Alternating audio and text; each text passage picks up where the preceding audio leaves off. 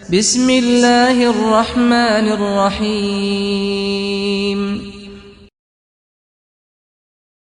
औज़ुबिल्लाहिमिनश्शैतानिर्रजीम बिस्मिल्लाहिर्रहमानिर्रहीम। अच्छा मेरा बेटा, उम्मीद करता हूँ आप सब खैरियत से होंगे। अच्छा मेरा बेटा, लेक्चर को शुरू करने से पहले मेरे चैनल को सब्सक्राइब लाजमी कर लें और उसे शेयर लाजमी करें ताकि दूसरों का भी नॉलेज बढ़ता रहे। अच्छा बेटा, मेरी वीडियो से इस्तेफ़ादा होने के लिए अपने दोस्तों को भी लाजमी बताएं, जिनको नहीं पता उनको भी गाइड करें ताकि वो भी इस इंफॉर्मेशन से फ़ायदा हासिल कर सकें। अच्छा बेटा, आज हमारा टॉपिक है चैप्टर नंबर 5 का, जो कि इंटर का भी टॉपिक है और ग्रेजुएशन का भी टॉपिक है, तो बड़ा ही अहम टॉपिक है। इंटरमीडिएट पार्ट 2 आईकम पार्ट 2 में ये चैप्टर नंबर 5 डेप्रिसिएशन के नाम से है। तो बेटा आज हम उसका इंट्रोडक्शन देखते हैं। अच्छा, इंट्रोडक्शन में ज़ाहिर बात है हमने वही चीज़ देखनी, डेप्रिसिएशन। बेटा जी, डेप्रिसिएशन क्या है? डेप्रिसिएशन की डेफिनेशन यहाँ पे मैं लिख रहा हूँ, decrease in the value of tangible asset। बेटा जो टेंजिबल एसेट की वैल्यू डिक्रीज हो जाएगी तो बेटा उसे डेप्रिसिएशन कहते हैं। अब टेंजिबल एसेट्स कौन से होते हैं? जाहिर बात है जिनकी फिजिकल एग्जिस्टेंस हो। मेरे बेटा, आपकी मशीनरी, आपका फर्नीचर, आपकी बिल्डिंग, एसेट्रा एसेट्रा एसेट्रा। अच्छा बेटा जी, जब इन चीज़ों की वैल्यू डिक्रीज हो जाए, कम हो जाए, तो हम उसे डेप्रिसिएशन कहते हैं। अच्छा बेटा जी, डेप्रिसिएशन के कॉजेज किन किन वजूहात से बेसिकली हमें डेप्रिसिएशन मीन हमारी एसेट की वैल्यू डिक्रीज होती है, तो हम उनको देखते हैं। कॉजेज कौन कौन से हैं? अच्छा बेटा जी, मेजर मैं यहाँ पे आपके, वैसे तो इसके मेजर हैं 4 कॉजेज, वो मैं आपके साथ इंशाल्लाह ताला शेयर करता हूँ। सबसे पहला है वियर एंड टियर, सेकंड है इफ्लक्स ऑफ टाइम, फिर है आपका ऑब्सोलेंस, और चौथा हमारा एक्सीडेंट।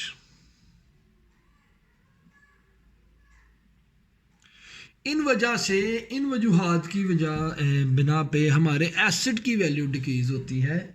तो मेरा बेटा, wear and tear, what is mean wear and tear? बेटा जी, वियर एंड टियर का मतलब होता है यूजेज, इस्तेमाल।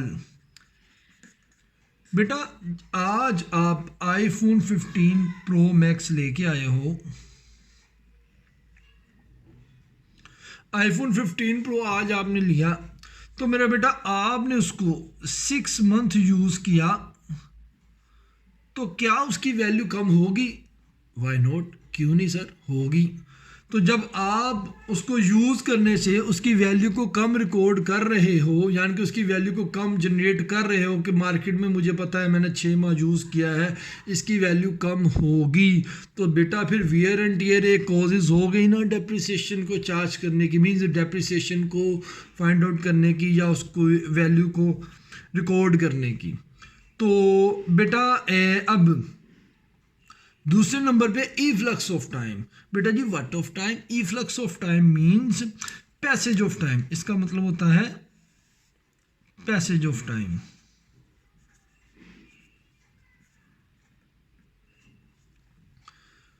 तो बेटा जी, पैसेज ऑफ टाइम मैं बात करता हूं। आज हमने आईफोन 15 प्रो मैक्स लिया और अगले ही दिन हमारा आ गया सेंडअप का रिजल्ट। तो बेटा पापा जी ने कहा बेटा रिजल्ट आ गया आपका ख़राब, तो पापा जी ने कहा बेटा आपका रिजल्ट आ गया ख़राब, आपका आईफोन मैंने अब ले लेना। पापा ने अपना आपसे आईफोन लिया और कबर्ड में रख दिया। अब आपके पापा ने फाइनल एग्ज़ाम के बाद आपको आपका आईफोन दिया, यानी कि मैं कहता हूँ आपके पापा ने आपको फ़ोन 5 मंथ आफ्टर आपको दे दिया। तो मेरा बेटा 5 महीने आपने आईफोन यूज़ तो नहीं किया, लेकिन क्या मुझे बता सकते हैं क्या उसकी वैल्यू वही रहेगी 5 माह बाद भी? हालांकि आपने तो एज इट इज़ जैसे आया डब्बा पैक आपने उसको रिसीव किया, अगले दिन रिज़ल्ट आया और आपके पापा ने उसको सेव में रख दिया।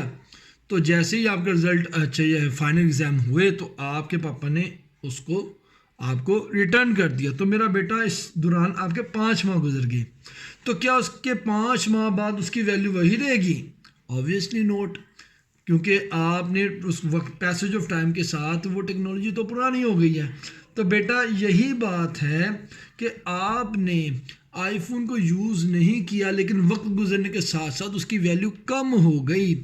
तो बेटा उसकी वैल्यू का कम होना तो इसका मतलब influx of time is another causes to reduce the value of tangible asset.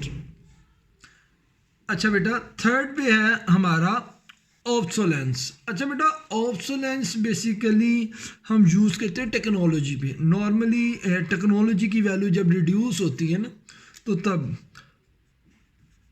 Technology की वैल्यू रिड्यूस,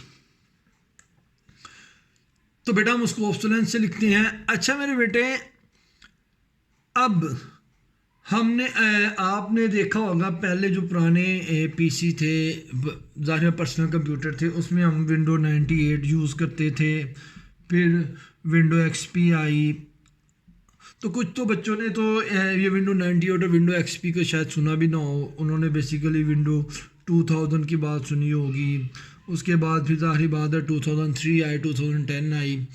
तो अब उस वक्त हमारे सिस्टम भी अब काफ़ी अपग्रेड हो चुके हुए हैं।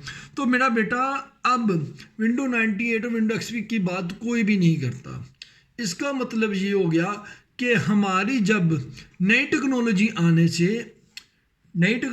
आने से पुरानी टेक्नोलॉजी की वैल्यू बिल्कुल रिड्यूस हो जाना या उसका यूजेज बहुत कम हो जाना, तो ज़ाहिर बात है पुरानी टेक्नोलॉजी की वैल्यू ज़ीरो हो जाती है।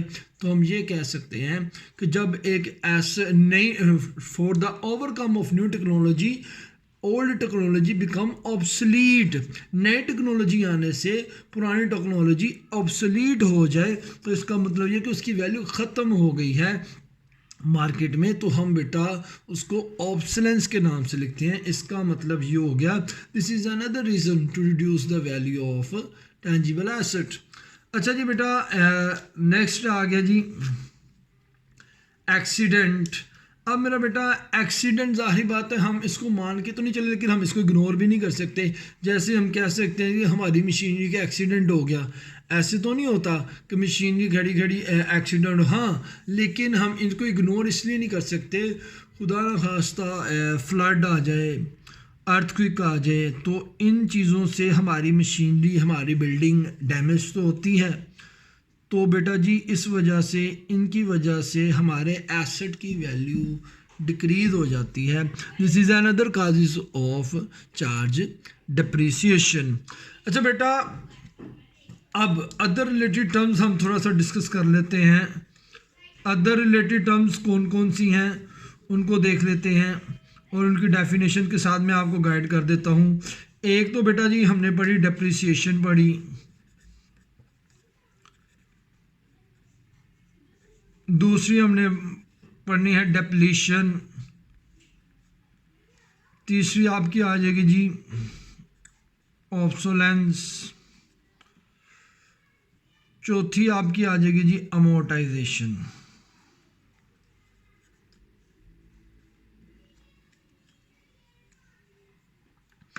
अच्छा जी depreciation, fall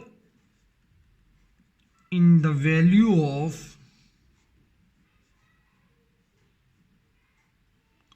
tangible asset is called depreciation. Fall in the value of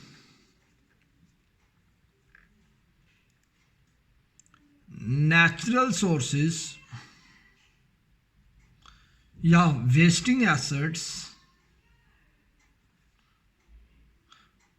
तो बेटा जी जब नेचुरल सोर्सेज या वेस्टिंग एसेट्स यानी कि एसेट्स जिनको यूज़ करो और ज़ीरो हो जाएं, इस वजह से वेस्टिंग एसेट। तो नेचुरल सोर्सेज हमारे जैसे कोयला है, माइंस हैं, उनका जब हम यूज़ करते हैं तो ज़ाहिर बात है बेटा यूज़ करने से उनकी वैल्यू रिड्यूस हो जाती है। इट्स मीन्स टोटली ख़त्म हो जाते हैं यूज़ करने के बाद। तो जाहिर बात उनकी वैल्यू तो रिड्यूस हो गई, तो बेटा हम उसको डिप्लीशन के नाम से लिखते हैं।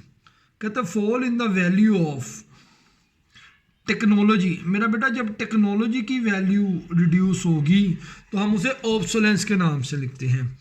और नेक्स्ट आ जाएगा amortisation, fall in the value of intangible asset. जब हमारे इनटेंजिबल एसेट्स की वैल्यू रिड्यूस होगी तो हम उसे अमोर्टाइजेशन के नाम से लिखते हैं।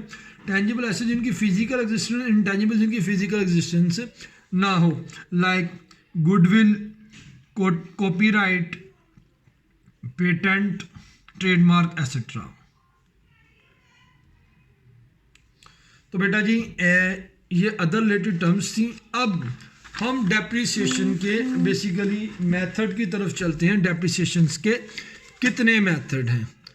अब बेटा जी डेप्रिसिएशन के मेथड्स की तरफ चलते हैं। अच्छा बेटा अब हम बात करेंगे मेथड ऑफ डेप्रिसिएशन की। दो मेथड हैं इंटर लेवल पे, एक है स्ट्रेट लाइन मेथड और दूसरा है return down value method. Straight line method को हम प्यार से SLM कहते हैं और रिटर्न डाउन वैल्यू मेथड को हम WDV कहते हैं। अच्छा बेटा इनके दो नाम और भी हैं।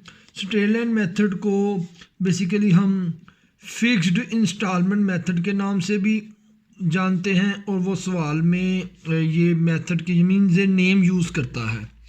और इसी तरीके से रिटर्न डाउन वैल्यू का दूसरा नाम है डिमिनिशिंग बैलेंस मेथड।